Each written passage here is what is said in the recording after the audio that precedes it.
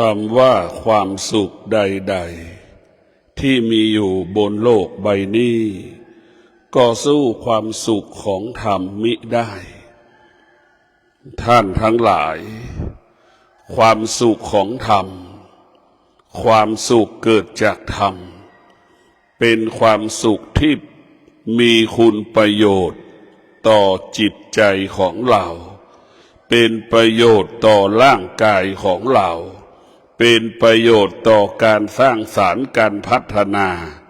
ชีวิตของเราให้เกิดความดีงามยิ่งขึ้นไปท่านทั้งหลายธรรมะของพระพุทธเจ้านั้นมันเป็นหลักให้กับจิตยึดหลักธรรมะจิตนั้นก็มั่นคงจิตยึดธรรมะจิตนั้นก็สงบจิตยึดธรรมะจิตนั้นก็คลายกังวลจิตยึดธรรมะจิตนั้นก็ปราศจากความทุกข์จิตยึดธรรมะจิตไม่มีความทุกข์จิตยึดธรรมะอยู่เหนือสุขอยู่เหนือทุกข์สุขทุกข์ไม่มีสุขทุกข์ไม่เกิดเมื่อเรามีสติและปัญญาท่านทั้งหลายธรรมะของพุทธเจ้าหยุดความคิดของเราทำลายความรู้สึกของเราธรรมะของพุทธเจ้าทำให้เรามีสติกับตัวกับใจธรรมะของพุทธเจ้าเปลี่ยนแปลงสิ่งที่เราหลงผิดให้เกิดมาสู่ความดีงามงอกงามพวกเราทั้งหลายธรรมนี่แหละจะให้ความเป็นธรรมแก่เราเช่นเรามีสติเราก็จะมีความเป็นธรรมให้กับตัวเองเรามีสติเราก็ได้รับความเป็นธรรมจากตัวเราเองเรามีสติเราจะทำอะไรก็เป็นธรรมธรรมจะเกิดขึ้นต่อเมื่อเรามีสติธรรมจะเพิ่มขึ้นเมื่อเรามีสติทุกข์จะดับไปก็เมื่อเรามีสติสุขจะดับไปเมื่อเรามีสติความรู้สึกสารพัดความรู้สึกหมดสิ้นไปเมื่อเรามีสติและปัญญาพวกเราทั้งหลายความรู้สึกมันก็เหมือนกลิ่นของหอมของเหม็นมันจะหมดสิ้นไปเมื่อเรามีสติและปัญญาเมื่อเรามีสติเราก็ไม่ต้อนรับสิ่งที่เป็นความทุกข์เมื่อเรามีสติเราก็ไม่ต้อนรับสิ่งที่เป็นความสุขเมื่อเรามีสติเราจะอยู่เหนือความสุขเราก็จะอยู่เหนือความทุกข์เมื่อเรามีสติสุขทุกข์ไม่เกิดสุขทุกข์ไม่มีเมื่อเรามีสติพวกเราทั้งหลายกายวาจาใจเรามั่นคงกายวาจาใจเราปกติกายวาจาใจเราสะอาดหมดจดผ่องใสตลอดเวลาสตินี่แหละเป็นผู้ที่สร้างชีวิตให้กับเราท่านทั้งหลายสติเป็นผู้สร้างชีวิตของเราต้องพึ่งพาอาศัยสติเท่านั้นเราจะเป็นมนุษย์ได้ก็เมื่อเรามีสติเราจะรักษาการเป็นมนุษย์ได้เมื่อเรามีสติเราจะดำรงฐานะเป็นพ่อเป็นแม่ได้เพราะเรามีสติเราจะรักษาการเป็นพ่อเป็นแม่ก็เพราะสติเราจะรักษาการเป็นลูกได้ก็เพราะเรามีสติสติเท่านั้นจะทำให้เราเป็นคนสติเท่านั้นจะทำให้เราเป็นคนเหนือคนสติเท่านั้นจะทำให้เรานั้นรู้ที่คนอื่นเขาไม่รู้สติเท่านั้นที่จะทำให้เรานั้นทำที่คนอื่นเขาทำไม่ได้พวกเราทั้งหลายสติเท่านั้นที่จะทำให้เรายิ่งใหญ่สติจะทำให้เรายิ่งใหญ่ผู้ที่มีสติก็เป็นผู้ที่ตื่นรู้ตลอดเวลา ผู้ที่มีสติเป็นผู้ตื่นรู้ตื่นรู้ตื่นรู้ละความโลภความโกรธความหลงตื่นรู้ว่าโมโหหงุดหงิดแล้วก็อยู่เหนือโมโหหงุดหงิดตื่นรู้ว่าความอยากมันเกิดก็มีสติหยุดยั้งความอยากรู้ว่าความอยากเป็นโทษรู้ว่าความโลภความโกรธความหลงมันเป็นโทษมันรู้แบบนี้เพราะฉะนั้นเรามีสติเราจึงตื่นออกจากสิ่งที่เป็นอธรรมสิ่งที่เป็นอกุศลแล้วว่าตื่นรู้ออกจากสิ่งที่เป็นอธรรมสิ่งที่เป็นอกุศลพวกเราทั้งหลายคำว่าสติมันมีพลังและมันมีอานุภาพมันมีพลังและมีอานุภาพบุคคลที่มีสติบุคคลที่มีสติจะอยู่กับความเป็นจริงอยู่กับความเป็นจริงดังเช่นสามีจะอยู่กับภรรยาของตนเองตลอดเวลาภรรยามีสติก็จะอยู่กับสามีตนเองอยู่ตลอดเวลานี่แหละสติจะอยู่กับความเป็นจริงเหมือนแม่กับพ่อก็จะอยู่กับลูกตลอดเวลาคิดถึงลูกตลอดเวลาจะไม่คิดถึงสิ่งอื่นบุคคลที่มีสติก็จะเห็นความสำคัญของลูกเหนือกว่าสิ่งอื่นๆบุคคลที่มีสติก็จะเห็นความสำคัญของจิตใจเราเหนือกว่าสิ่งอื่นๆในท่านทั้งหลายเมื่อเรามีสติแล้วเราจะให้ความสำคัญกับชีวิตของเราเหนือกว่าสิ่งอื่นๆขอให้พวกเราได้มีสติพิจารณาว่าชีวิตของเรานั้นชีวิตของเราต้องการและปรารถนาความสงบบุคคลที่มีสติก็จะอยู่ห่างอยู่ไกลๆความโลภความโกรธความหลงบุคคลที่มีสติก็จะรู้ว่าตาเป็นของร้อนหูเป็นของร้อนจมูกเป็นของร้อนลิ้นเป็นของร้อนกายเป็นของร้อนจิตเป็นของร้อนตาหูจมูกลิ้นกายใจเนี่ยมันเป็นที่ก่อการกำเนิดของความชั่วและความดีความดีความชั่วก็เกิดที่กายกับจิตกายกับจิตก็ต้องไปอาศัยตาหูจมูกลิ้นกายใจตาหูจมูกลิ้นกายใจจึงเป็นเครื่องมือของกายของจิตเพราะฉะนั้นพวกเราทั้งหลายต้องมีสติที่จะพัฒนาและแก้ไขตาหูจมูกลิ้นกายใจของเราให้เกิดความดีงามให้เกิดความงอกงามยิ่งขึ้นไปผู้ที่มีสตินี่แหละพวกเราทั้งหลายจะรักษาและดำรงตนจะรักษาและดำรงตนให้เป็นประโยชน์เกิดประโยชน์แก่ตนเองและบุคคลอื่นๆผู้ที่มีสติจึงเป็นบุคคลต้นแบบอย่างของโลกดังหลวงปู่มั่นเป็นผู้ที่ดำรงตนด้วยสติจึงเป็นพระตัวอย่างของพระกรรมฐานจึงเป็นพระต้นแบบของพระกรรมฐานจึงเป็นพระวัดป่าเป็นต้นแบบของพระวัดป่านี่แหละพวกเราทั้งหลายสติจึงเป็นต้นแบบเป็นแบบอย่างของความดีงามเมื่อเรามีสติเรียกว่าความดีงามก็เกิดขึ้นกับชีวิตของเราเมื่อเรามีสติเราจะไม่หลงเมื่อเรามีสติเราก็จะอยู่เหนือสิ่งที่เรารู้แน่ท่านทั้งหลายสติมันก็จะบอกให้เรารู้สิ่งที่เรารู้มันไม่เที่ยงสตินี่จะทำให้เรารู้แล้วก็อยู่เหนือรู้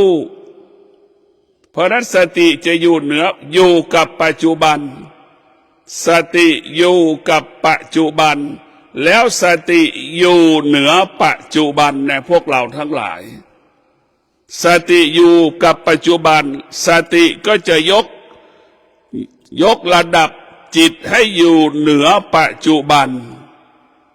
เหมือนลมหายใจเข้าออกสั้นยาวไหมพวกเราทั้งหลายรู้แต่ลมหายใจเข้าออกนั้นมันสั้นบ้างยาวบ้างละเอียดบ้างหยาบบ้างแต่จิตมันรู้อยู่ที่เดิมนี่เรียกว่าสภาพจิตเราจะอยู่เหนือสิ่งที่เรารู้ก็คืออยู่เหนือปัจจุบันที่เรารู้ปัจจุบันก็อยู่ตรงนั้นซ้อนกันหมดอดีตก็ซ้อนในนั้นหมดเลยพวกเราทั้งหลายอนาคตก็อยู่เหนือหมดเลยเพราะนะครับว่าอยู่เหนือปัจจุบันเนี่ยมันก็มีทั้งอดีตอนาคตปัจจุบันเราอยู่เหนือหมดเหมือนเขาว่าไม่มีอดีตไม่มีอนาคตไม่มีปัจจุบันนั่นแหละมีแต่คำว่าว่างเปล่านะพวกเราทั้งหลายหรือมีแต่สุญญตาหรือเรียกว่าสุญญตามีแต่คำว่างมันไม่มีอะไรมันไม่มีอะไรถ้าเราไม่มีอดีตไม่มีอนาคตชีวิตเราก็ไม่มีอะไรให้เราทุกข์ใจเสียใจอดีตอนาคตเราเกิดขึ้นมาแล้วสมมติขึ้นมาเองสมมติขึ้นจิตมันก็ไปติดในสิ่งสมมุติถ้าจิตนั้นไม่ได้รับการฝึกฝนจิตก็หลงในสิ่งสมมุติจิตที่ได้รับการฝึกฝนอบรมจิตก็อยู่เหนือสิ่งสมมุติพวกเราทั้งหลายต้องพิจารณาสติเรียกว่าเป็นแกนของบุญเป็นสาระของบุญเป็นแกนของความดีเป็นสาระของความดีดีที่แท้จริงต้องประกอบไปด้วยสติสติก็ต้องอาศัยศีลสมาธิปัญญาจึงให้สตินั้นมีพลังและอานุภาพยิ่งใหญ่ดังพายุเฮอริเคนในพวกเราทั้งหลายสติอาศัยศีลสมาธิปัญญาสติจึงมีพลังและอานุภาพดังพายุเฮอริเคนมันมีพลังมากสติหยุดได้ทุกอย่างในพวกเราทั้งหลายธรรมะของพระพุทธเจ้าเนี่ยยิ่งใช้ยิ่งมีพลังมันเป็นพลังที่ไม่มีคำว่าหมดสิ้นเป็นพลังที่ไม่มีคำว่าจบสิ้นพลังทั้งหลายที่มีอยู่ในโลกใบนี้เป็นพลังที่มีวันจบสิ้นนะพลังน้ำเขื่อนไฟฟ้าต่างๆก็มีคำว่าจบสิ้นแต่พลังของความอดทนนี่ไม่มีคำว่าจบสิ้นในพวกเราทั้งหลายพลังวิริยะภาคเพียรยิ่งใช้ยิ่งมีวิริยะภาคเพียรไม่มีคำว่าหมดสิ้นไปจากชีวิตของเรายิ่งใช้ยิ่งเพิ่มตรงกันข้ามถ้าเราไม่ใช้มันไม่เพิ่มนะพวกเราทั้งหลายไม่ใช้มันไม่เพิ่มไม่ใช้มันไม่เกิดพลังเพราะฉะนั้นพวกเราทั้งหลายธรรมะของพระพุทธเจ้านั้นมีพลังสามารถหยุดอะไรหยุดความคิดของมนุษย์ได้หยุดความรู้สึกของมนุษย์ได้ยับยั้งอารมณ์ของมนุษย์ได้ทำลายแปรสภาพความรู้สึกของมนุษย์ได้พวกเราต้องมีสติมีสติรู้เท่านั้นทุกอย่างก็ไม่มีอะไรมีสติรู้เท่านั้นมันไม่มีอะไรให้เรารู้ถ้าเรามีสติรู้ก็รู้ว่ามันไม่มีอะไรมันไม่มีอะไรก็เพราะมันไม่เที่ยงมันไม่เที่ยงนั่นแหละมันจึงไม่มีอะไรที่จะเกิดขึ้นกับไม่มีอะไรที่ยั่งยืนไม่มีอะไรมั่นคงไม่มีอะไรเกิดความยั่งยืนกับชีวิตของเราสตินี่แหละเป็นต้นกำเนิดคำว่ามั่นคงสติเป็นต้นกำเนิดคำว่ามั่นคงสตินี่แหละเป็นต้นกำเนิดของคำว่าปลอดภัยสตินี่แหละเป็นต้นกำเนิดคำว่าคุณภาพประสิทธิภาพสตินี่แหละเป็นต้นกำเนิดคำว่ามาตรฐาน พวกเราทั้งหลายสตินี่แหละเป็นที่ไว้ใจเชื่อใจของมหาชนสาธารณชนสติอยู่กับความเป็นจริงสติให้เรารู้เรื่องความจริงสติให้เราละความจริงสติให้เราอยู่เหนือความจริงสติให้เรารู้ความจริงมันก็ไม่เที่ยงความจริงมันก็ไม่เที่ยงนะพวกเราทั้งหลายนะโดยหลักธรรมคำสอนของพระพุทธเจ้าธรรมะภาคปฏิบัติรู้เพื่อสละละสิ่งที่เรารู้แล้วละธรรมะภาคปฏิบัติรู้เพื่อละไม่ได้รู้เพื่อเก็บและสะสมสิ่งที่เรารู้ในพวกเราทั้งหลายรู้แล้วก็ละสิ่งที่เรารู้แล้วก็ดับสิ่งที่เรารู้พวกเราต้องมีสติพิจารณาชีวิตของเราส่วนมากตกอยู่ใต้อำนาจของธรรมชาติชีวิตของชาวโลกทั้งหลายรู้แต่เรื่องธรรมชาติรู้แต่เรื่องธรรมชาติแต่ก็ไม่สามารถอยู่กับธรรมชาติได้ในพวกเราทั้งหลายต้องพิจารณาเรียกว่าบุคคลที่ขาดสติอยู่กับธรรมชาติที่เกิดการเปลี่ยนแปลงตลอดเวลาไม่ได้บุคคลที่มีขาดสติ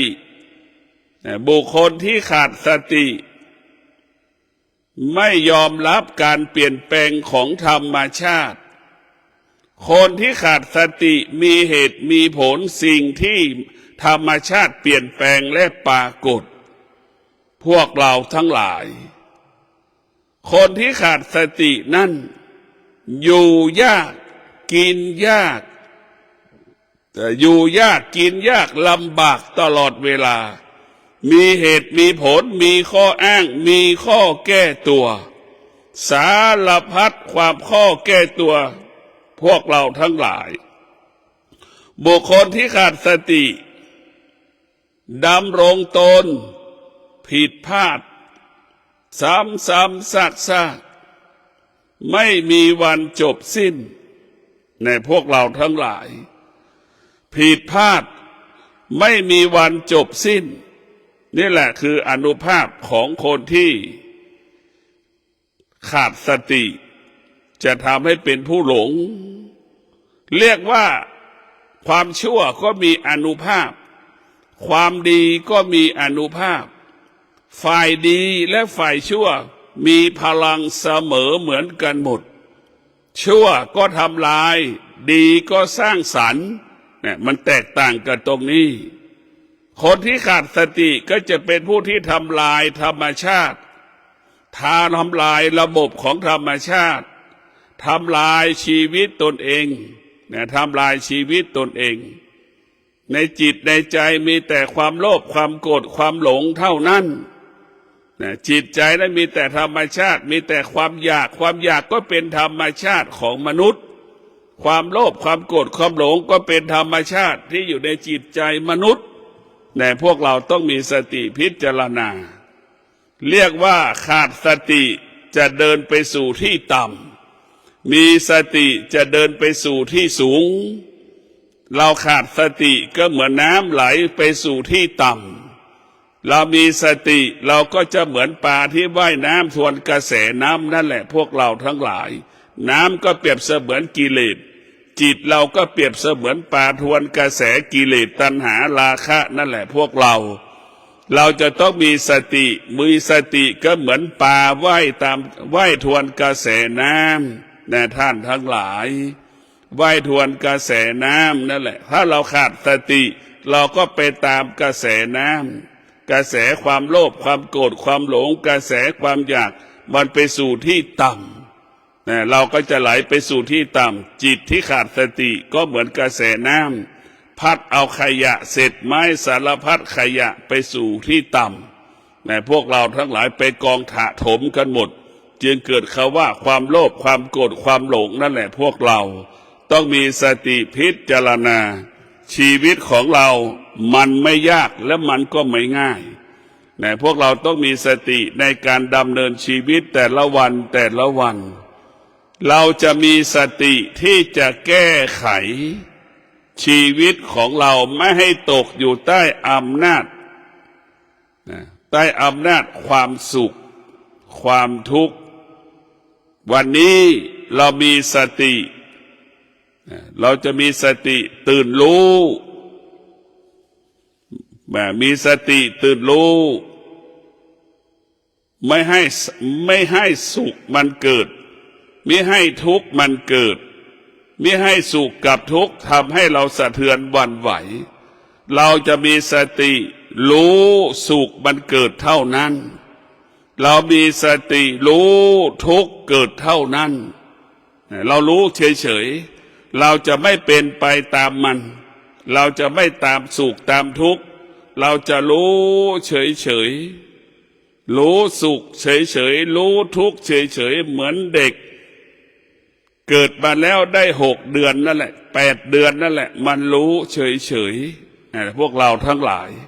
ให้รู้เฉยๆสุขเกิดขึ้นก็รู้เฉย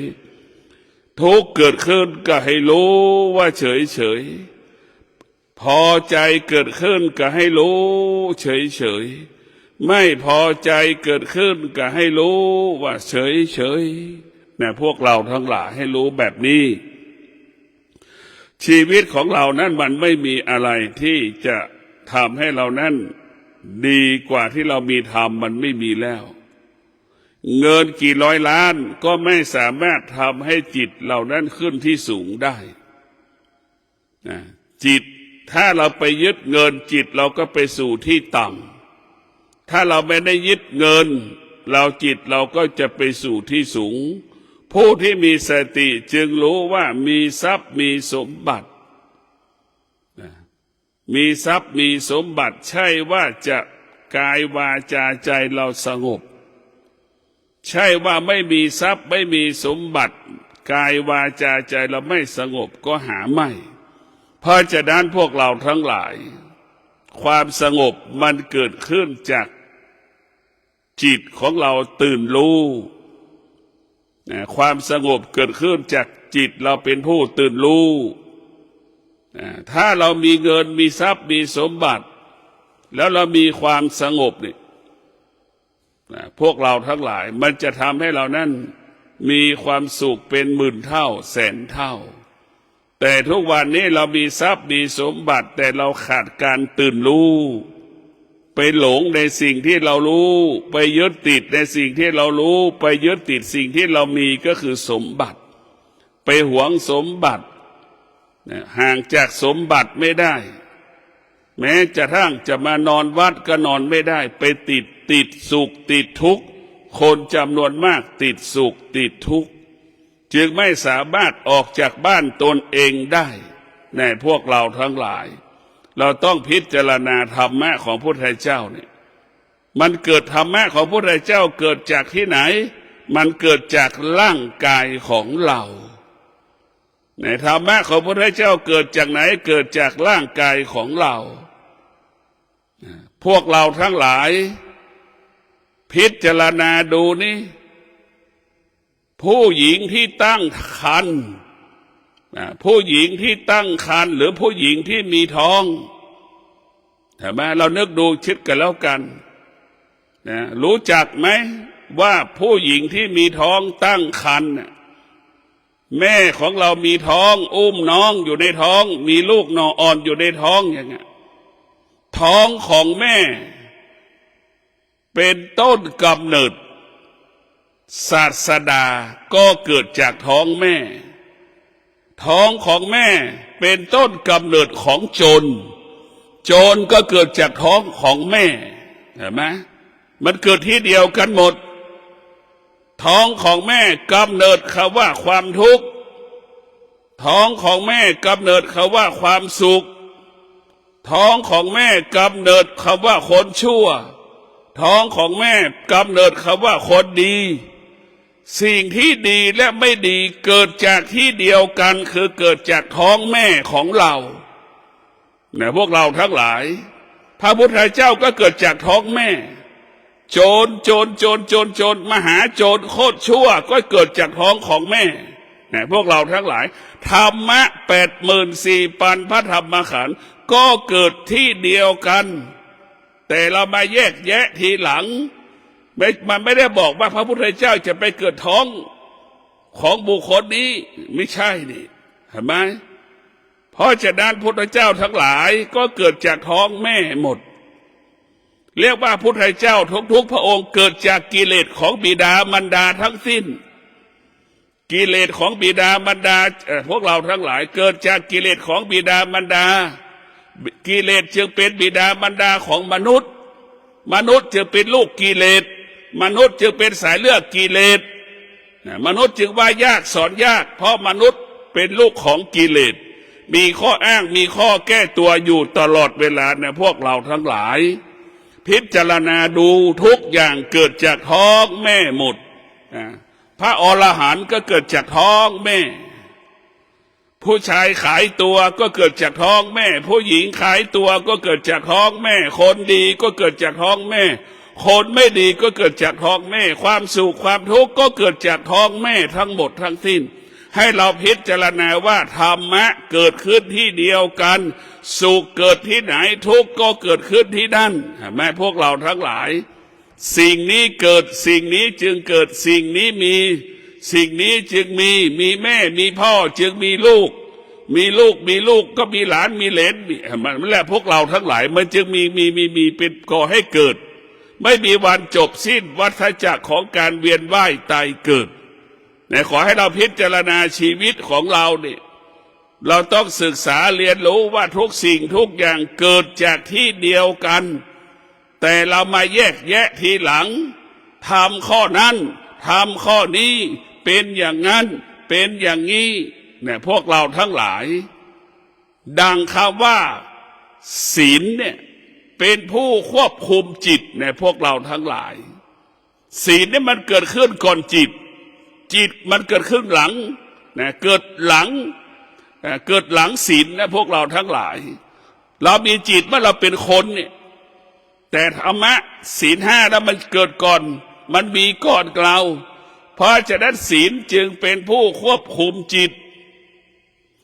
ศีลเป็นผู้ควบคุมจิตศีลเป็นผู้ควบคุมกายนะพวกเราทั้งหลายศีลเป็นผู้ควบคุมจิตศีลเป็นผู้ควบคุมกายเมื่อเรามีศีลแล้วพวกเราทั้งหลายศีลเนี่ยเป็นเมื่อเรามีศีลแล้วนี่มันก็จะอยู่กับความเป็นจริงอยู่กับความเป็นจริงดำรงตนตามความเป็นจริงเนี่ยพวกเราทั้งหลายจะรู้ความจริงอย่างนี้แหละในเรื่องที่ศีลเนี่ย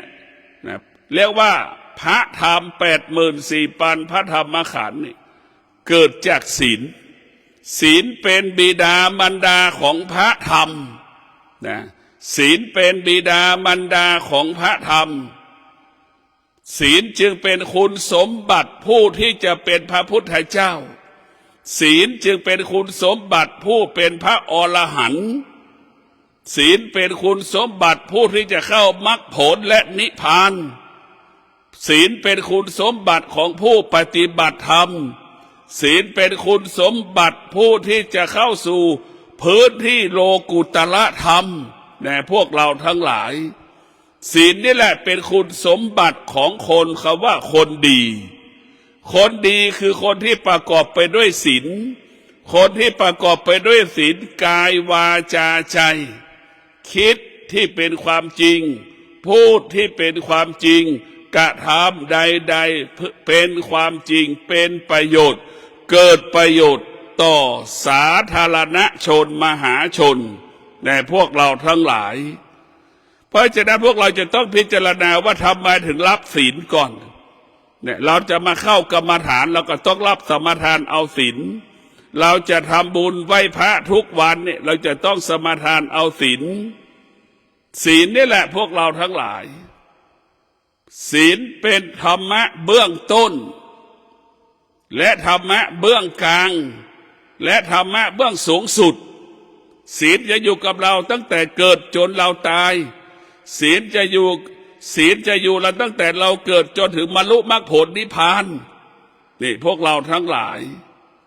มาอยู่ตรงนี้หมดศีลนี่จะเป็นผู้ที่ศีลก็คือองค์ประกอบของศีลก็อยู่ที่มรรคแปดเนี่ยพวกเราทั้งหลายประกอบสัมมาชีพเห็นไหมวาจาพูดสิ่งที่เป็นประโยชน์ทำสิ่งที่มันสะอาดและทำสิ่งที่มันเป็นประโยชน์ทำทุกอย่างในมรรคแปดประกอบไปด้วยศีลสมาธิปัญญาคำว่าศีลสมาธิปัญญาถ้ามีตัวตนก็เหมือนสบู่ยาสีฟันเหมือนเครื่องชำระล้างร่างกายให้เราสะอาดเหมือนน้ำยาหยอดตาน้ำยาหยอดหูเหมือนยาสีฟันนะเหมือนน้ำเกลือหยอดจมูกนั่นแหละพวกเราทั้งหลายมันเป็นบทธรรมะของพระพุทธเจ้าเป็นผู้ชำระสิ่งสกปรกแต่ธรรมะของพระพุทธเจ้าเป็นผู้ชำระความโลภความโกรธความหลงตลอดเวลาแต่พวกเราต้องพิจารณาธรรมะของพระพุทธเจ้านั้นมีพลังและมีอานุภาพคนที่มีธรรมะก็จะเห็นธรรมเมื่อเห็นธรรมเหมือนเจ้าของสถานีวิทยุมีธรรมะก็จะเห็นธรรมจึงรู้ว่าธรรมนั้นเป็นสิ่งสำคัญเจ้าของสถานีวิทยุแต่ก่อนไม่เคยฟังธรรม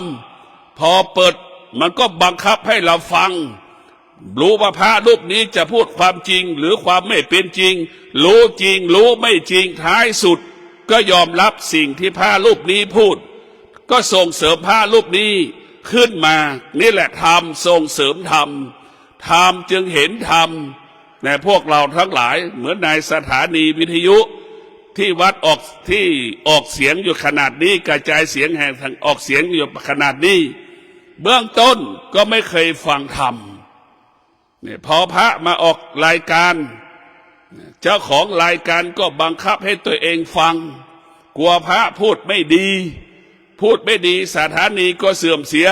พอฟังทุกวันมันก็สะเทือนทุกวันพอฟังทุกวันมันก็เกิดจิตมันก็ตื่นรู้ทุกวันนี่แหละอานุภาพของพระธรรมจึงส่งเสริมธรรมส่งเสริมธรรมทำให้เกิดธรรมนี่แหละพวกเราทั้งหลายคนที่มีธรรมจะเห็นความสำคัญเหนือกว่าวัตถุ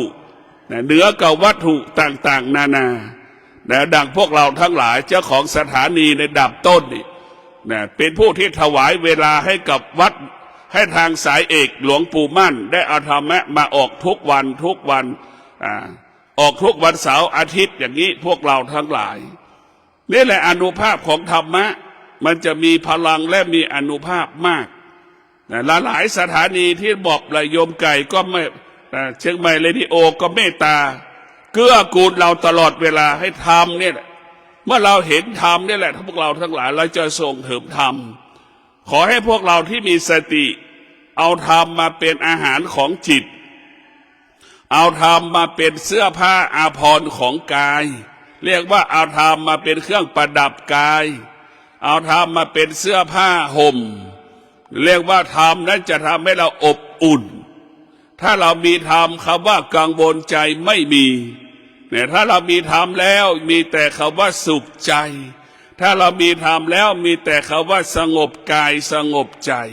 นี่แหละพวกเราทั้งหลายฟังธรรมทุกวันมันมีความสุขทุกวันสุขคือความจริงนะพวกเราทั้งหลายสุขคือความจริงทุกวันนี้สุขคือความรู้สึกเอาความรู้สึกมาเป็นความสุขมันจึงไม่ใช่ความเป็นจริงพอเรารู้ว่าสุขสักพักเราก็ทุกข์แล้วเหมือนเรารู้ว่าได้ตำแหน่งเราเอาตำแหน่งมาเป็นความสุขมันไม่ใช่เป็นความสุขแต่เรามาเป็นความสุขเอาความรู้สึกเนี่ยพอสักพักหนึ่งมันก็เกิดความทุกข์ขึ้นมาอีกแล้วกังวลใจกลัวรับตำแหน่งทำหน้าที่ตำแหน่งที่รับมาทำไม่ได้อีกเห็นไหมนี่แหละพวกเราทั้งหลายสตินี่สำคัญที่สุดผู้ที่มีสติแล้วจะไม่กังวลใจใดๆทั้งสิ้นผู้มีสติผู้มีปัญญาแม่นย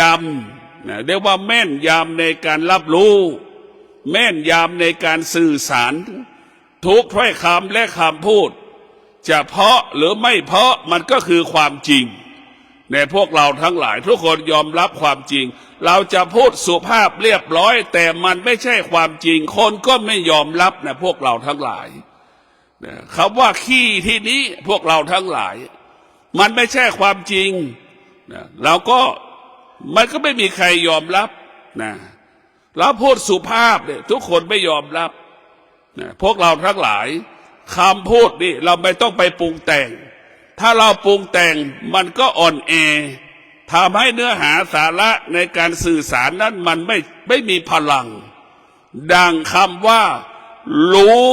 อะไรสักอย่างให้มีระยะเวลาอันสั้นดังเช่นนั่งขี้บนโถส้วม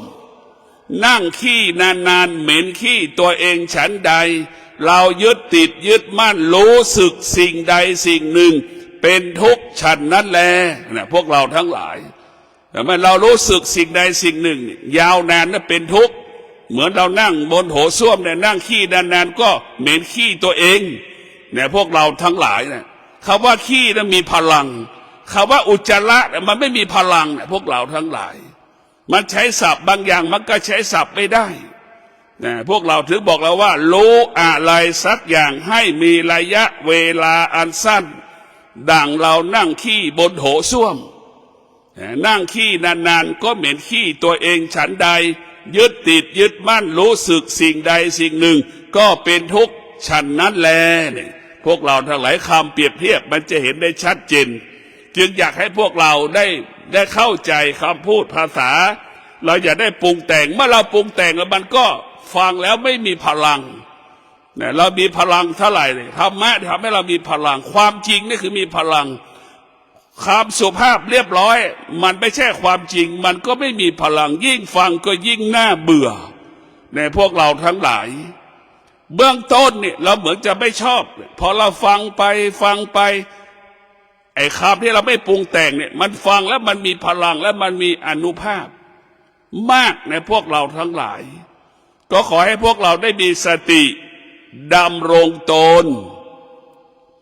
มีสติดำรงตนด้วยศีลสมาธิปัญญานะเราจะพบแสงสว่างในการดำเนินชีวิตเรามีสติในการดำเนินชีวิตชีวิตเราจะบรรลุเป้าหมายนะพวกเราทั้งหลายเรามีสติในการดำเนินชีวิตเราบรรลุเป้าหมายผู้ที่มีสติก็คือผู้สร้างชีวิตผู้สร้างอนาคตให้กับตนเองคนที่ขาดสติเป็นผู้ทำลายชีวิตเป็นผู้ทำลายอนาคตเหมือนคนขายยาบ้าติดคุกทำลายชีวิตตนเองอนาคตตนเองครอบครัวของตนเองนี่แหละเราขาดสติพวกเราทั้งหลายสติจึงเป็นหลักชัยของพระอรหันต์สติเป็นหลักชัยของผู้ที่ปฏิบัติธรรมผู้ธรรมะภาษาธรรมะภาคปฏิบัติจึงจะพูดคำว่าสติมากกว่าจิตสติจะเป็นพระเอกจิตจะเป็นพระรองเนี่ยพวกเราทั้งหลายสติจะต้องพูดตลอดเวลาทุกอย่างต้องสติเราจะเห็นได้วันไหนไม่พูดคำว่าสติมันจะไม่ใช่คำว่าการปฏิบัติธรรมจิตนั้นเป็นเรื่องการเปลี่ยนแปลงตลอดเวลาพวกเราสภาพของจิตมันแปรสภาพตลอดเวลาจิตมันแปรสภาพเห็นไหมดังที่ได้บอกว่าเราไปโซนเราขึ้นศูนย์การค้าเราไปโซนรองเท้าเห็นไหมจิตมันก็อยากได้รองเท้าในจำนวนรองเท้าก็มีหลายรูปแบบอีกก็ต้องอยากได้หลายรูปแบบอีกเห็นไหมนี่แหละจิตมันแปรสภาพจิตพอไปเจอโซนเสื้อผ้าเห็นไหมจิตมันก็แปรสภาพอีกอยากได้เสื้อผ้าอีกเสื้อผ้าก็มีหลายรูปแบบอีกเห็นไหมมันก็อยากได้หลายรูปแบบอีกอันนี้แหละคือจิตมันอยู่กับความไม่เป็นจริงสตินั้นจะอยู่กับความเป็นจริงสตินั้นจะเตือนจิตเสื้อผ้าที่เราไปซื้ออยู่ก็ใช้ได้จิตนั้นจะเตือนสติจะเตือนจิตให้เราไม่ต้องไปหลงในเสื้อผ้า เช่นกำลังวันนี้ความหนาวเย็นปรากฏเราก็ไม่ต้องไปคิดหาเสื้อกันหนาวเสื้อผ้ากันหนาวเก่าๆที่พอใช้ได้แล้วก็เอามาใช้ได้เสื้อผ้ามันก็แค่อบอุ่นก็คือร่างกายอบอุ่นเท่านั้นมันไม่ได้ใส่เพื่อสวยเพื่องามเนี่ยพวกเราทั้งหลายคนที่ขาดสติจะใส่เสื้อผ้าเพื่อสวยเพื่องามคนที่มีสติจะใส่เสื้อผ้าเพื่ออบอุ่นปกปิดบังร่างกายของเราเท่านั้นใส่เสื้อผ้าคือป้องกันร้อนกันหนาวเท่านั้นใส่เสื้อผ้าเพื่อป้องกันแมลงกัดต่อยเท่านั้นนี่แหละคือลักษณะของการใส่เสื้อผ้าเป้าหมายของการใส่เสื้อผ้าพวกเราทั้งหลายต้องรู้ความจริงเรียกว่าต้องรู้ความจริงต้องอยู่กับความเป็นจริงคนที่ขาดสตินั้นจะอยู่กับความไม่เป็นจริงนะพวกเราต้องมีสติรู้มีสติรู้นี่มันใกล้สิ้นปีแล้วพวกเราทั้งหลายต้องหาสถานที่ปฏิบัติธรรมเนี่ยเราต้องหาสถานที่ปฏิบัติธรรมให้หาสถานที่ให้กายมันพักให้จิตมันพักผู้ที่มีสติก็จะมอบความสงบให้กับกายกับจิตผู้ที่ขาดสติก็อยู่กับคำว่าสนุกสนานเฮฮาผู้ที่ขาดสติก็จะแสวงหาความสุขในพวกเราทั้งหลายผู้ที่ขาดสติแสวงหาความสุขแสวงหาความสนุกกับความสุขเป็นเรื่องของกิเลสผู้ที่มีสติจะแสวงหาความสงบพวกเราทั้งหลายแต่ผู้ที่มีสติจะอยู่กับความสงบผู้ที่มีสติจะให้กายวาจาใจของเราเกิดความสงบเนี่ยพวกเราทั้งหลายสติได้กับเมื่อเรามีความสงบเนี่ยมันจะอยู่ห่างความโลภความโกรธความหลงมันจะอยู่ห่างสิ่งที่ยั่วยุเราเช่นเรามาวิปัสสนาเนี่ยความอยากมันเกิดเหมือนกันแต่เราหยุดยั้งความอยากได้แต่ถ้าเราอยู่บ้านนะเรามีความอยากเราไม่สามารถหยุดยั้งความอยากได้เราก็ไปตอบสนองความอยากนี่แหละอยู่บ้านเราขาดสติอยู่วิปัสสนาเรามีสติในพวกเราทั้งหลายมันแตกต่างกันเรามีสติเราอยู่บ้านตามใจตัวเองทุกอย่างอยากกินอะไรก็ได้กินทั้งวันทุกเวลาแต่พอเรามาวิปัสสนากินได้เฉพาะบางเวลานะมีสติให้กินเห็นไหมกินแค่บางเวลาพวกเราทั้งหลายก็ขอให้พวกเราทั้งหลายได้มีสติในการดำเนินชีวิตเราจะงอกงามเบิกบานผ่องใสได้เมื่อชีวิตจิตใจของเราประกอบไปด้วยศีลสมาธิปัญญาศีลสมาธิปัญญาเป็นแสงสว่างส่องทางให้เราเดินทั้งกลางคืนทั้งกลางวันมันสว่างตลอดเวลาจะอยู่ที่มืดศีลสมาธิปัญญาก็ส่องแสงสว่างอยู่ตลอดเวลานะพวกเราทั้งหลายขอให้พวกเราทั้งหลายได้มีสติรู้ออกจากความโลภความโกรธความหลงออกจากความสุขความทุกข์ออกจากความเกลียดชังออกจากความโลภความโกรธความหลงกายมันก็สบายใจมันก็สบายขอเจริญพร